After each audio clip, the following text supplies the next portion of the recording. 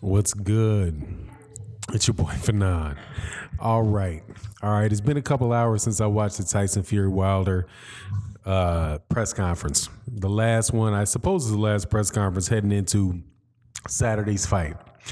And it's rare that I think that I look at something and I see like something like a weigh-in or a press conference and think that it's really going to play into the fight.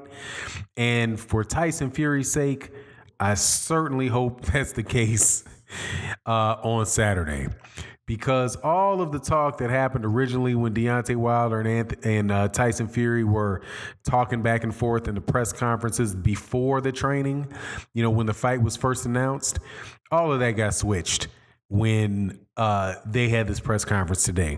But before I give you my full thoughts on that, thank you to everybody that subscribes to the channel.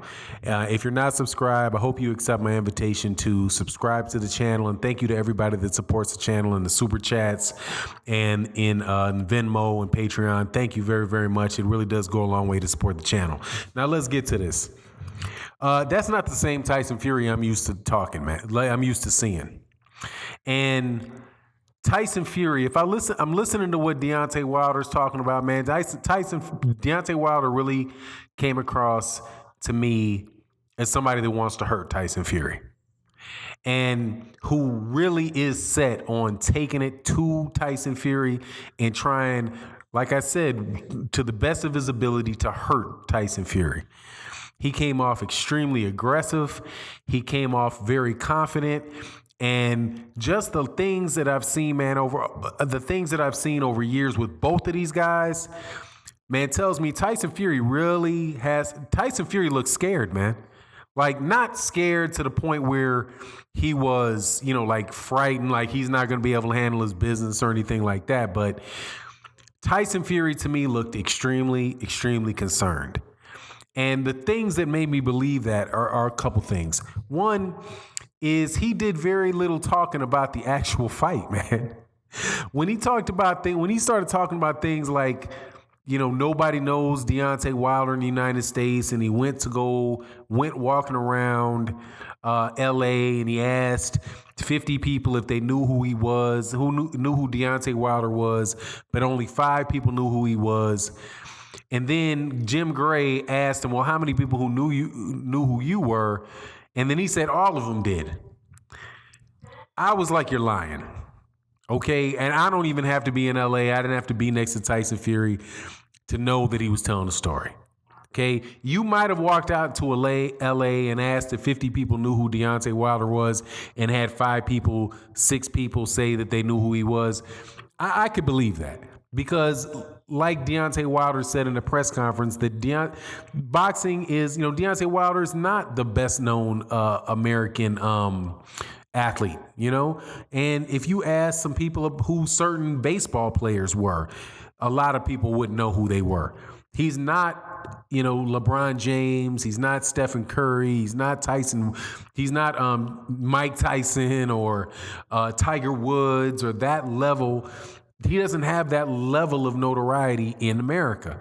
That I can't argue with. But when he said that all of them knew who Tyson Fury was, that's just a lie. That's just not true.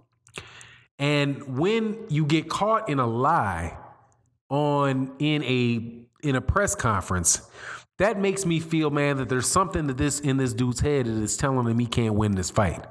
Otherwise, why would you waste your time with that line of, why would you waste your time with that line of conversation anyway? And when you do go that way, why would you lie? Not being authentic at that moment, man, and catching him in that story made me feel like this dude feels like he needs something extra. Now, that, along with just looking at how Deontay Wilder was carrying himself, man. Deontay Wilder said a couple things in that press conference that really, to me, I mean, dude, it's a lot of trouble when the cat's talking about 400 years of oppression, man. I mean, when he's talking about all you suffered, but we've suffered, man, that Deontay Wilder believes the things he says, man. And Deontay Wilder, to me, like, Tyson Fury was talking about how, he had been drinking before he jumped up in Deontay Wilder's face with all that aggression after the Gerald Washington fight. Well, it was obvious he wasn't drinking today because none of that aggressiveness, none of that was there. And when he did that in the first fight, not in the first time they ever faced off, it looked like it really did take back Deontay Wilder back a little bit. But today, I'm looking, because they had the split screen, I'm looking at Tyson Fury, I'm looking at Deontay Wilder, and like I said, it's just Deontay Wilder really made me believe that he really believes in himself. And that he has every intention on hurting or knocking out Tyson Fury. And Tyson Fury, on the other hand, was just playing games. When he got up from his seat at a point in time in the press conference, he got up from his seat and he started walking around and started talking about how, I can't even remember what he was saying, man. But I just remember thinking to myself, man, that this doesn't ring true. Now, when he was talking, just to pose that to another press conference that I saw with Tyson Fury, when he was with Steve Cunningham. And Steve Cunningham was talking to Tyson Fury. And Tyson Fury said something in that press conference where he said, look, you're a cruiserweight. I'm a heavyweight, and I'm going to seriously, seriously hurt you. There was I believe Tyson Fury when he said that. Tyson Fury looking at Deontay Wilder, it just does not look like he really, really believes that he's going to be able to knock out Deontay Wilder. But while Deontay Wilder said, I don't give a F how big you are. Because Tyson Fury basically got on his toes. He's about 2 inches taller than Deontay Wilder. So to look over his head like that, he stretched his body up and looked up. And Deontay Wilder said, I don't care how big you are. And then Tyson Fury started doing this little slip thing left to right. And Deontay was following his head. And then at a point, when Deontay Wilder followed his head to the left, he stuck his hand up he stuck his right hand up on the right side, which would be the left side of Tyson Fury's head. And Tyson Fury moved his head right into that hand. And I was like, Tyson Fury looked intimidated, man. Now, as far as what happens in the fight, look, I only believe that's worth that's like the, an icing on the cake type of thing. And I've always, you can check me on any video that I've done, I've always given Tyson Fury a chance to win. I've always given Tyson Fury a chance to win this fight. The things that make me believe that it's going to be tight on Tyson Fury is another couple things that Deontay Wilder said in that press conference. He said that I keep doing this over and over and over and over again, right? And I was like, man, he keeps talking about proving people wrong over and over and over again. And then I was like, okay, 40 times. And then it brought my memory back to a video that my man Retro Boxing did, my man Blood Boxing did, when he compared the resumes of Tyson Fury and Deontay Wilder and Anthony Joshua. And he said, look, man, this dude's got 26 fights. They are 28 fights. Tyson Fury has 28 fights. And Deontay Wilder has 40 fights. Deontay Wilder told Tyson Fury, you have had one championship fight. One. And I've had 8. The experience gap is in championship fights is much higher on Deontay Wilder's side. So, man, I'm just like, first of all, anybody missing that fight, you're out your mind. If you are a fan of boxing, man, you know anything about this fight, this is the fight to watch. Straight up. The press conference was can't miss TV. The fight, I have to believe, is can't miss TV, man. But Tyson Fury really is going, and I don't believe Tyson Fury is going to be able to dance and move for 12. I don't believe that.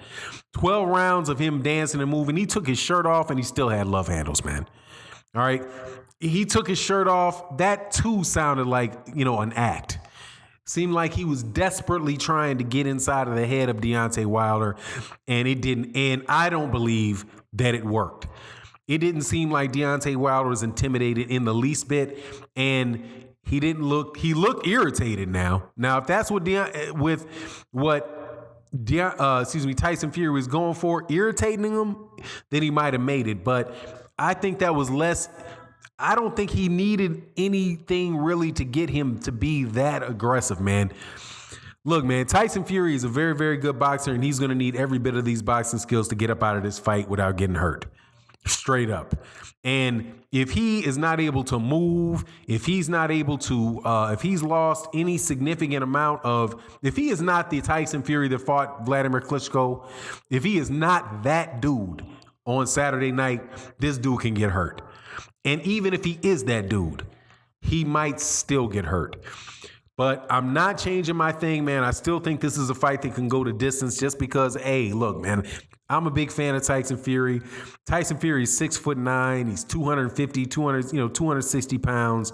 And, when you got a man that's that big, that's got that type, who's got that high level of skills, and you're in the heavyweight division, anything can happen. But, I remember a lot of people coming to the page after the first press conference that took place between Deontay Wilder and Tyson Fury, talking about who won saying that Tyson Fury won that. And I said the same thing I'm saying here, man. You win a fight. You know what I mean? You win a fight. I don't know about winning press conferences. But if somebody had to win a press conference, man, Deontay Wilder looked like he spooked Tyson Fury. And Tyson Fury does not look like he's going to be...